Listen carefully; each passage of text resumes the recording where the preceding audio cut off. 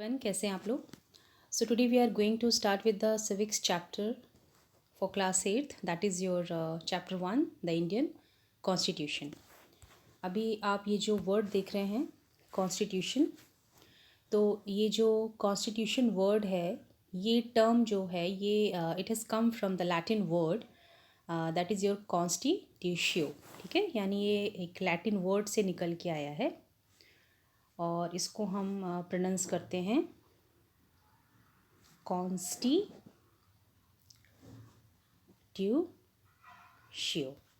ठीक है, अब ये जो कॉन्स्टिट्यूशियो वर्ड है it is used for regulations and orders. तो रेगुलेशंस का मतलब क्या होता है? रेगुलेशन मीन्स एक तरह का ऑफिशियल रूल। ठीक है, कि भाई किसी तरीके से कैसे किसी काम को जो है करवाना है तरीके से, नियमों के हिसाब से। ठीक है, तो इसका मीनिंग है आपका कॉन्स्टिट्यूशियो। और ये हमारा जो कॉन्स्टिट्यूशन है ये जब लिखा गया था आपका, तो जो प्रेम बिहारी नारायण रायज़दा थे, he was the calligrapher of the Indian constitution. Calligrapher का मतलब the original constitution it was hand written by him. ठीक है, and it was decorated by artist. ऐसे आर्टिस्ट थे जिनको कि शांति निकेतन से जो आए थे। ठीक है, इनमें जो शामिल हैं वे हैं आपके नंदलाल बोस और बिहार राम मनोहर सिन्हा जैसे लोग थे जिन्होंने कि इसको डेकोरेट किया था, एक स्टाइलिश लुक इसको दिया था। ठीक है, अब ये जो कॉन्स्टिट्यूशन है, ओके, ये तो कॉन्स्टिट्यूशन एक्चुअली होता क्या है? सो इसको अगर हम अपने वर्ड में बताना चाहें तो constitution is the basic principle. Okay, these are the basic principles and laws of any nation or a state or any kind of social group that determines the power and duties of the government and guarantees certain rights to the people in it। मतलब ये जो constitution है, जो आपका संविधान है, ये कुछ ऐसे सिद्धांत, कुछ ऐसे कानून बनाता है, नियम बनाता है ना, जो कि किसी भी राष्ट्र को, किसी रीजन को या फिर किसी भी सामाजिक समुदाय को जो है फॉलो करने होते हैं, जिसके हिसाब से कि भाई वहाँ पे जो आपका शक्ति है, ठीक है, उसको डिटरमिन करता है। यानी गवर्नमेंट की आपकी जो शक्तियाँ हैं, जो उनकी रिस्पॉन्सिबिलिटीज़ है, वो उसको डिफ़ाइन करता है। और प्लस वहाँ के जो नागरिक हैं जो उसमें रह रहे हैं, उनको कुछ अधिकार है जो कि उनको गारंटीड देता है। गारंटीड का मतलब जो कि उनसे कोई वापस ले नहीं सकता। ठीक है, तो यही आपका एक बेसिक मीनिंग है कॉन्स्टिट्यूशन का। ओके, तो अब ये जो कॉन्स्टिट्यूशन है इसको जो है संविधान दिवस भी कहा जाता है। और ये जो अडॉप्ट किया गया था आपका 26 नवंबर 1949 को, और it came in effect from 26 जनवरी 1950। ठीक है, अब जो पहला कंट्री जिसने की कॉन्स्टिट्यूशन बनाया था वो आपका यूएसए माना जाता है। ओके, तो अभी कॉन्स्टिट्यूशन का हम एक सिंपल वर्ड में अगर मीनिंग समझें तो it is a set of rules. Okay, तो ये तो एक तरह का एक इंट्रोडक्टरी पार्ट था आपके नॉलेज के लिए। ठीक, so let us begin with your chapter now. Now let us read the chapter. In this chapter we are going to begin with football, a game many of you have probably heard of or even played. As the game suggests, this is a game that involves the player's feet. ठीक है, football आप सब ने खेला है और आप सबको पता है कि फुटबॉल जो है वो पाँव से खेला जाता है। ठीक है, so according to the rules of football, आपको लग रहा होगा कि हम संविधान पढ़ते पढ़ते फुटबॉल क्यों खेलने लगे। एक्चुअली बच्चों को समझाने के लिए क्या होता है कि उनकी लेवल की चीज़ों का एग्जाम्पल देना पड़ता है ताकि वो कॉन्सेप्ट को समझ सकें। ठीक है, तो ये जो आपको एक छोटा सा यहाँ पे एक स्टोरी टाइप दे रखा है या फिर एक समरी दिया हुआ है, ये आपको समझने के लिए, ठीक है, एग्जाम्पल आपको दे रहा है, इसलिए इसने एग्जाम्पल डाला है फुटबॉल गेम का ताकि आपको इंटरेस्ट भी आए और आप चीज़ों को आसानी से समझ सकें। तो जो फुटबॉल गेम है उसमें भी कुछ रूल्स होते हैं। ठीक है, जैसे कि if the ball touches the arm of any player except the goalkeeper then this is a considered as a foul, है ना। तो इसमें जो आपका रूल होता है कि भाई अगर बॉल किसी प्लेयर के हाथ पे टच कर जाती है तो फाउल होता है, लेकिन उस फाउल को जो है गोल कीपर के लिए नहीं माना जाता है। So if players start holding the football in their hands and passing it around then they are not playing football any more. ठीक, तो अगर हम इस तरह के रूल रेगुलेशन नहीं बनाएंगे तो जो प्लेयर्स हैं वो सिर्फ गेम जीतने के लिए क्या करेंगे, हाथों में बॉल को लेके भाग भाग के गोल मारने लग जाएंगे। ठीक है, तो ये किसी तरह का फुटबॉल नहीं रह जाएगा। तो उसी प्रकार से जो बाकी आपके गेम है, हॉकी है, क्रिकेट है, उनके भी कुछ रूल्स रेगुलेशंस होते हैं। ठीक है, तो ये रूल जो होते हैं ये गेम को डिफाइन करते हैं, है ना, और बताते हैं कि भाई एक गेम दूसरे गेम से किस प्रकार से अलग है। And these are fundamental to the game. We can also call them the constitutive rules of the game. ठीक है, यहीं से देखिए आपका वर्ड निकल के आया कॉन्स्टिट्यूटिव. ठीक, तो ये जो है गेम के कुछ रूल्स रेगुलेशंस हैं. So like these games, a society also has constitutive roles that makes it what it is and differentiated from other kinds of society. ठीक है, तो जिस प्रकार की हम गेम्स में रूल्स बनाते हैं एक अलगाव करने के लिए कि भाई क्रिकेट अलग है, फुटबॉल अलग है, बैडमिंटन अलग है. ठीक है, तो उसी प्रकार से जो हम एक कॉन्स्टिट्यूशन बनाते हैं, कॉन्स्टिट्यूटिव रूल्स बनाते हैं, इससे भी क्या होता है, हम सोसाइटीज़ के बीच में एक डिफ्रेंसिएशन करते हैं, है ना. यानी हर एक समाज एक दूसरे से अलग है. क्यों? क्योंकि हर समाज का एक अलग अलग अपना नियम कानून कायदा होता है. Okay, so in larger societies in which different communities of people live together, these rules are formulated through consensus, and in modern countries, this consensus is usually available in written form. Okay, तो जब आपका जो समाज होता है जब बहुत बड़ा होता है और उसमें अलग अलग तरह के लोग रहते हैं, अलग का मतलब उनके धर्म, संप्रदाय, जाति, भाषा, है ना, सब चीज़ अलग होती है, लेकिन वो एक साथ रह रहे होते हैं. तो इसमें क्या होता है कि जो हम रूल्स बनाते हैं उसको जो है कॉन्सेंसस के बेस पे बनाना पड़ता है. कॉन्सेंसस का मतलब क्या होता है, जिसमें सबकी सहमति हो, है ना. ये नहीं कि भाई एक की इच्छा दूसरे के ऊपर थोपी जाए, नहीं, इसमें ऐसे रूल्स बनाने जो कि सबके ऊपर बराबर से लागू हो सके और सबकी इच्छा को हमको ध्यान में रख के बनाना है. और जो आपकी आधुनिक जो देश हैं, ठीक है, तो ये जो आपकी कॉन्सेंसस होता है ये रिटन फॉर्म में लिखा जाता है. ओके, तो जब ये रूल्स रेगुलेशंस एक रिटन फॉर्म में आ जाता है तब ये कहलाता है आपका कॉन्स्टिट्यूशन. तो कॉन्स्टिट्यूशन का एक सिंपल डेफिनेशन अगर हम कहें, so a written document in which we find such rules is called a constitution. ठीक है, आई होप अभी आपको कॉन्स्टिट्यूशन का मतलब समझ में आ गया होगा. ठीक है, अब तो आपने समझ लिया भी कॉन्स्टिट्यूशन का मतलब क्या है. भाई उसमें रूल्स रेगुलेशंस होते हैं, ऐसे रूल्स रेगुलेशंस जो कि वहाँ की सरकार को उनकी जिम्मेदारियों से अवगत कराता है कि आपको एक्चुअली करना क्या है.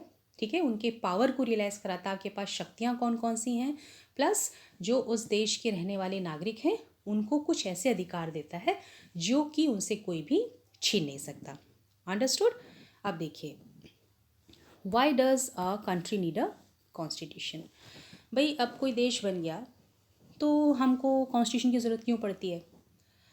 देश तो बन गया है, सब लोग रह रहे हैं, खा रहे हैं, पी रहे हैं आराम से, तो क्या परेशानी है. कॉन्स्टिट्यूशन बनाने के लिए इतना पेन किस लिए उठाना है. ठीक है, तो अगर हम आपसे पूछें कि जैसे आप सड़क पे जा रहे हैं, अब वहाँ पे अगर ट्रैफिक रूल्स ना हो, ठीक है, कि भाई पैदल चलने वालों को किस तरीके से जेब्रा क्रॉसिंग से क्रॉस करना चाहिए, आपको हमेशा लेफ़्ट में चलना चाहिए या फिर टर्न लेते हुए अपनी लाइट्स किस प्रकार से दिखानी चाहिए, सिग्नल को फॉलो करना चाहिए. तो अगर हम ये ट्रैफिक रूल्स नहीं बनाएंगे तो उसके बाद क्या होगा, आपका यातायात व्यवस्था पूरी तरीके से ठप हो जाएगी, क्योंकि it will lead to accident. सारी गाड़ियाँ आपस में क्या होगा, एक दूसरे से भिड़ जाएंगी. ठीक है, और कोई कहीं आ जा नहीं पाएगा. तो उसी प्रकार से एक देश को प्रॉपरली चलने के लिए भी कॉन्स्टिट्यूशन की ज़रूरत होती है, यानी रूल्स रेगुलेशंस की ज़रूरत होती है. ठीक है, रूल्स हर जगह होते हैं, चाहे वो आपका रोड हो चलने के लिए या फिर आपका देश चलाने के लिए कोई रूल्स रेगुलेशन हो, या फिर आप अपने परिवार में ही अगर आ जाएंगे, आप अपने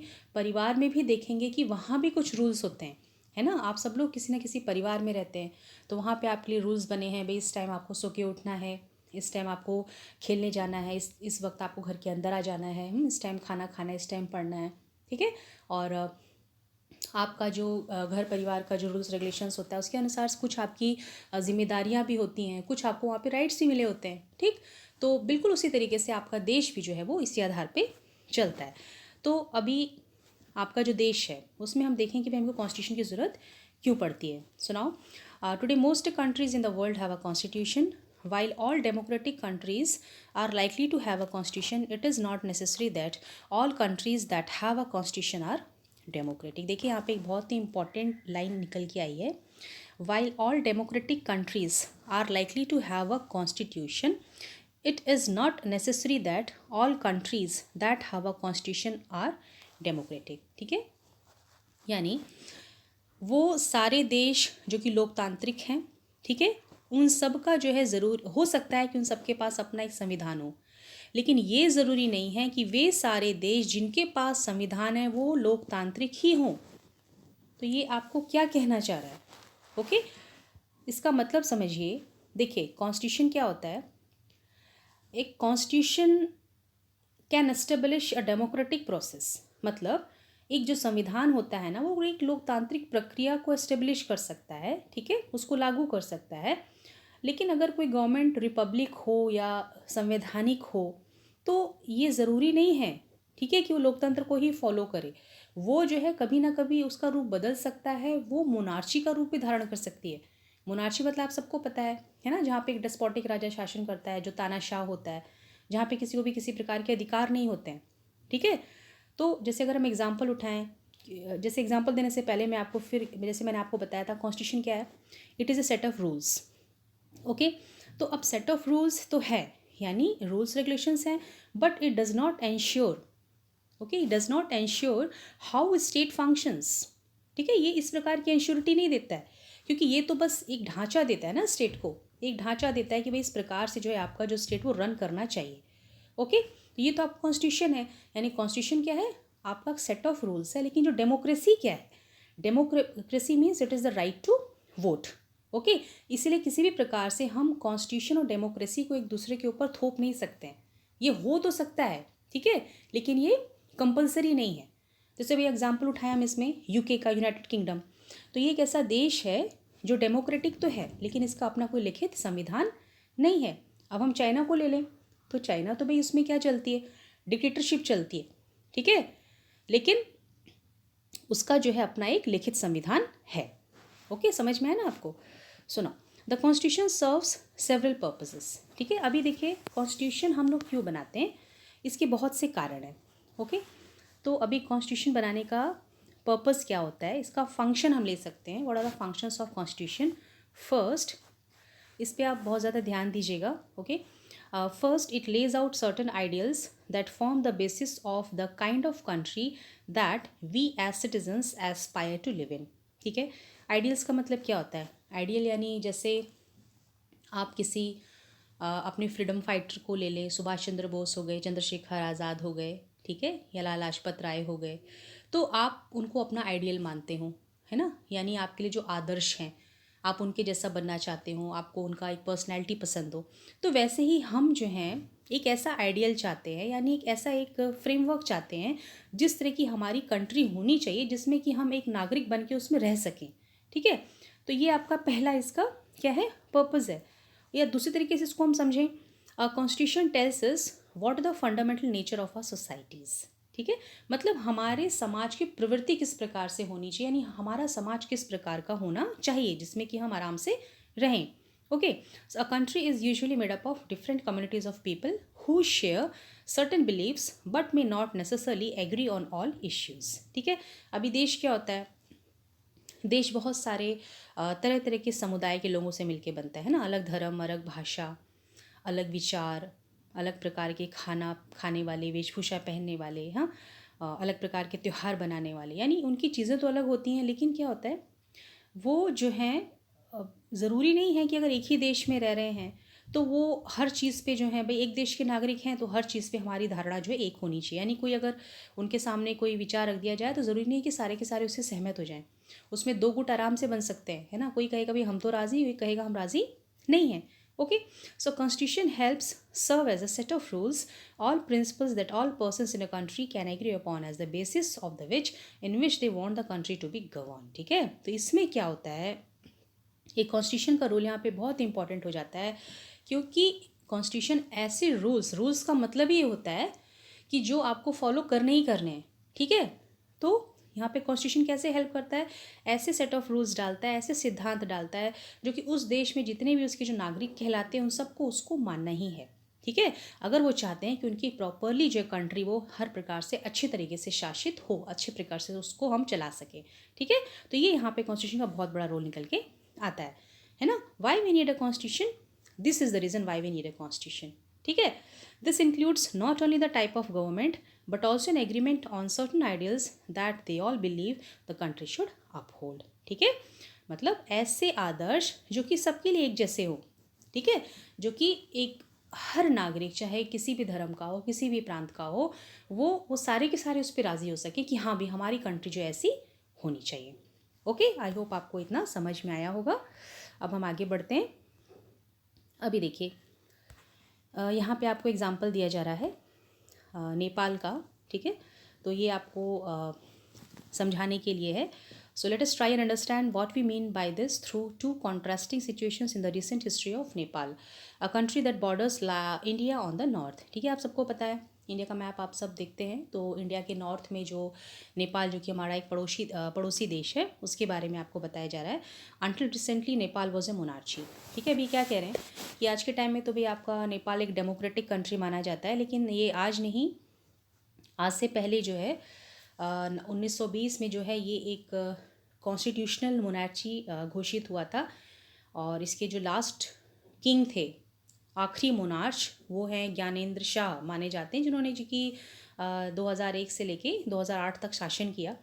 लेकिन देखा जाए तो 1950 से ही मतलब उनको राजा माने जाने लग गया था। और इसका कारण ये था कि उनके जो पिता थे त्रिभुवन, राजा त्रिभुवन थे, ठीक है।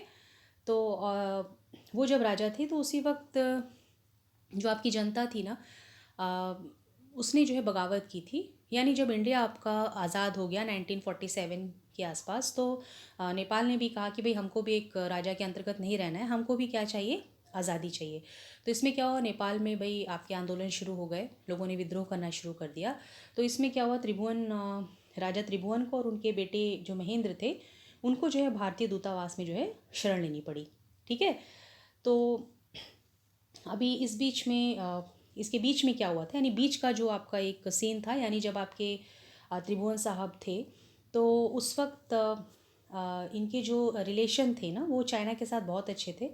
ठीक है, और ये चाइना को जो है इन्होंने कहा था कि आप हमेशा हमारे राजतंत्र को सपोर्ट कीजिएगा। ठीक है, और इसी के तहत जो है इन्होंने कुछ हिमालय के दक्षिण की तरफ का कुछ हिस्सा भी चाइना को दे दिया था। तो यही जो है नेपाल और भारत के बीच में एक टेंशन का कारण बना। ठीक है, तो चाइना के ही सपोर्ट से इन्होंने वोटिंग कराई थी, जिससे कि वहाँ पे एक नेपाली कांग्रेस का गठन हो चुका था। तो जब इन्होंने वोटिंग कराई तो उस वक्त जो है करीब 2/3 बहुमत मिले थे कांग्रेसी सरकार को। तो उस वक्त बीपी कोइराला जो है वो प्रधानमंत्री बन गए थे। ठीक है, लेकिन उनके प्रधानमंत्री बनने के बाद 1960 के आसपास जो है क्या किया त्रिभुवन साहब ने, इन्होंने संसद भंग कर दी थी। ठीक है, और बहुत से कांग्रेसी नेताओं को इन्होंने जेल भेज दिया था। ओके, तो अब इन सब स्थितियों में क्या था कि जनता जो है खुश नहीं थी इन चीज़ों से। ठीक है, और भारत भी चाहता था कि नेपाल जो है वो लोकतांत्रिक देश बने। तो इसी के तहत ये सब जो चीज़ें हो रही थी, तो 1962 के आसपास एक नया संविधान बनाया गया, और तब यहाँ पे एक पंचायती प्रणाली की बात की गई। ठीक है, लेकिन अब उसके बाद 1972 के आसपास जो है आपका राजा महेंद्रा की डेथ हो जाती है। तब जो है विक्रम शाहदेव जो थे वो राजा बनते हैं, और ये सब चीज़ें प्रक्रियाएं चलने के बाद अंततः जो है 1920 में जो है आपका नेपाल जो है एक डेमोक्रेटिक बन जाता है ना, डेमोक्रेटिक कंट्री आपका घोषित हो जाता है। ठीक है, तो ये सब मैंने चीज़ें आपको बस ऐसे ही बताई हैं आपके नॉलेज के लिए। ठीक, ये सब आपके टेस्ट में नहीं पूछा जाएगा आपसे। ओके, ताकि आप चीज़ों को प्रॉपर्ली समझ सकें। ठीक है, ये सब स्थितियाँ थी नेपाल में। ओके, तो अभी हम वापस अपने चैप्टर पे आते हैं। सो until recently Nepal was a monarchy. ठीक है, जैसे कि मैंने आपको बताया, आज से पहले नेपाल जो है एक तानाशाह राजा के अंदर में था। So the previous constitution of Nepal which had been adopted in 1990 reflected the fact that the final authority rested with the king. ठीक है, 1920 में जो आपका इनका एक जिस प्रकार की शासन व्यवस्था थी, तो उसमें जो एक मोनार्ची, जो डेमोक्रेसी साबित हुई, ठीक है, डेमोक्रेसी जो स्थापित हुई थी, उसमें भी क्या था कि डेमोक्रेसी तो आ गई थी, लेकिन वो किस प्रकार की थी, कॉन्स्टिट्यूशनल मोनार्ची थी। कॉन्स्टिट्यूशनल मोनार्ची मतलब संविधान तो बन गया, लेकिन जो आखिरी फैसला था वो राजा के साथ रहता था। मतलब अभी भी क्या था, अथॉरिटी किसकी थी, राजा की थी। ठीक है, a people's movement in Nepal fought for several decades to establish democracy. तो राजा की भाई राजा तो अभी भी आपने शक्ति राजा को दे रखी है, तो लोगों ने हार नहीं मानी, वो फिर भी उन्होंने आंदोलन किया, ताकि हमको जो एक प्रॉपर डेमोक्रेसी अपने देश में चाहिए, इसके लिए। Okay, so in 2006 they finally succeeded in putting an end to the power of king. तो 2006 में जो है उनको इसमें विजय प्राप्त हुई, और उन्होंने जो है किंग के पूरे पावर को उन्होंने क्या किया था, धराशायी कर दिया था। So the people had to write a new constitution to establish Nepal as a democracy. ठीक है, अब 206 में जब इन्होंने किंग के पावर को पूरी तरीके से ख़त्म कर दिया, उसके बाद इनको एक नया संविधान चाहिए था, ताकि नेपाल को वो जो है एक डेमोक्रेटिक कंट्री की तरह से चला सके। Okay, So the reason that they did not want to continue with the previous constitution is because it did not reflect the ideals of the country that they want Nepal to be and that they have fought for. ठीक है, तो इन्होंने ऐसा क्यों किया? क्यों? क्योंकि ऐसा संविधान चाहते थे, ठीक है, जो कि वो एक ऐसा आदर्श प्रस्तुत करे, ऐसा आदर्श वाला देश जिसमें कि वो रहना चाहते हैं। लेकिन वो जो पहले का कॉन्स्टिट्यूशन था वो ऐसा आइडियल था नहीं। ओके, तो इसीलिए उन लोगों ने जो है इसके लिए संघर्ष किया। ओके, ठीक है। फिर अब देखिए यहाँ पे ये फिर से फुटबॉल के गेम पे आ गए हैं। So as in the game of football, in which a change in the constitutive rules will change the game altogether, Nepal, by moving from a monarch to democratic government, needs to change all its constitutive rules in order to usher a new society. ठीक है, अब जब आपका नेपाल एक monarchy system से democratic system में आ चुका था, तो अब उसको नए रूल्स रेगुलेशंस चाहिए थे, संवैधानिक रूल्स, ताकि वो एक नए समाज की रचना कर सके। This is why the people of Nepal adopted a new constitution for a country in 2015। ठीक है, तो 2006 में इन लोगों ने जो है राजा के पावर को ध्वस्त कर दिया, डेमोक्रेसी की स्थापना कर दी, और 2015 में जो है इन्होंने अपने देश के लिए एक नया संविधान लिखा। The caption alongside elaborates Nepal's struggle for the democracy. ठीक है, तो यहाँ पे ये जो चीज़ें आपको बताई जा रही हैं दिखा रहा है कि नेपाल ने किस प्रकार से लोकतंत्र स्थापित करने के लिए एक लड़ाई लड़ी। ओके, सुनाओ, तो ये आप लोगों ने देख लिया। अभी ये आपसे क्या कह रहे हैं, पहला पर्पज़। ठीक है, तो अभी हमने जैसे प्रीवियसली पढ़ा था, हम फिर से इस पेज पे आ जाते हैं जिसमें कि मैंने आपको कहा था, देखिए, the constitution serves several purposes. Okay, first, it lays out certain ideals that form the basis of the kind of country that we citizens aspire to live in. ठीक है, तो पहला ये जो इसका आइडियल था, ठीक है, वो ये था कि हम एक ऐसे देश में रहना चाहते हैं जिस देश को हम एक आइडियल माने, जो एक आदर्श हो, यानी ऐसा जैसा देश कि हम चाहते हैं। ठीक है, तो ये आपका पहला एक जो पर्पज़ है वो यहाँ पे प्रूव होता है नेपाल के केस में। ठीक है, यानी उनका पहले देश कैसा था, मोनार्ची था, तो उसमें वो नहीं रहना चाहते थे, वो उनके लिए आदर्शात्मक राज्य नहीं था, तो वो उस मोनार्ची से किस सिस्टम में आए, डेमोक्रेटिक में आए। ठीक है, तो पहला आपका यहाँ पे पर्पज़ आपने देखा कॉन्स्टिट्यूशन का। ठीक है, ideal country that any person wants to live in as a citizen. ठीक है, ये आपका पहला पर्पज़ हो गया। अब देखिए, the second purpose of the constitution is to define the nature of a country's political system. ठीक है, अब दूसरा पर्पज़ आपका क्या है संविधान का, कि आपका कंट्री का जो राजनीतिक सिस्टम हो, व्यवस्था हो, वो किस प्रकार की हो, उसकी प्रवृत्ति कैसी हो। ठीक है, अब देखिए, for example, the Nepal's earlier constitution stated that the country was to be ruled by the king and his council of ministers. Okay, तो इनका पहले का कॉन्स्टिट्यूशन का नेचर कैसा था कि भाई आपका जो देश चलना था वो राजा की मर्जी से और उसकी जो मंत्री परिषद थी उसकी मर्जी से चलना है। Okay, so in the countries that have adopted a democratic form of government or polity, the constitution plays a crucial role in laying out certain important guidelines that govern decision making within these societies. ठीक है, तो अब एक monarchy का शासन है, राजा का शासन है, तो सारे फैसले कौन लेगा, राजा लेंगे, उनके मंत्री लेंगे। ठीक है, लेकिन संविधान क्या कहता है, संविधान ये कहता है कि जो भी रूल रेगुलेशन बने वो सबकी आपसी सहमति से बने, जिसमें सबकी इच्छा, सबकी खुशी हो। ओके, तो यहाँ पे कॉन्स्टिट्यूशन का आप ही बहुत ही क्रूशियल रोल देखने में आता है। Okay, so it lays out certain important guidelines that government decision making within these countries. ठीक है, so in a democracy we choose our leaders so that they can exercise power responsibly on our behalf. ठीक है, तो हम जो है ऐसा नेता चुनना चाहते हैं जो कि हमारे ऊपर शासन तो करे, ठीक है, लेकिन हमारी तरफ से करे। ओके, यानी जो भी शक्ति प्रदर्शित करे वो हमारी तरफ से, यानी शक्ति हम सबकी हो और हमारे लीडर वो हो। However, this is always the possibility that these leaders might misuse their authority and the constitution usually provides safeguards against this. ठीक है, अब देखिए दूसरा काम क्या है। अभी जब कोई व्यक्ति शक्ति में आ जाता है, सत्ता में आ जाता है, शक्ति जो होती है उसका सबसे बड़ा रूप है पावर का पोजीशन, और पॉलिटिक्स जो होता है वो इसका बहुत बड़ा रूप है। ठीक है, तो पॉलिटिक्स में आके जब कोई व्यक्ति लीडर बन जाता है तो बहुत संभावना होती है कि वो अपने सत्ता के, अपनी शक्ति का क्या करे, मिसयूज़ करे, उसे गलत प्रकार से यूज़ करे।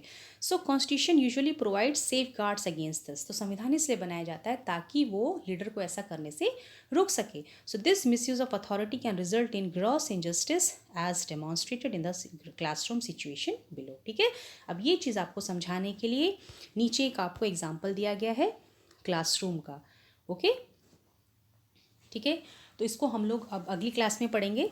Okay, will continue in the next class. क्योंकि सिविक्स जो है ये थोड़ा सा ऐसा नहीं है कि आपने पीछे क्वेश्चन आंसर्स रट लिए और वो आपके एग्ज़ाम में पूछे गए और आपने उस चीज़ को कर लिया।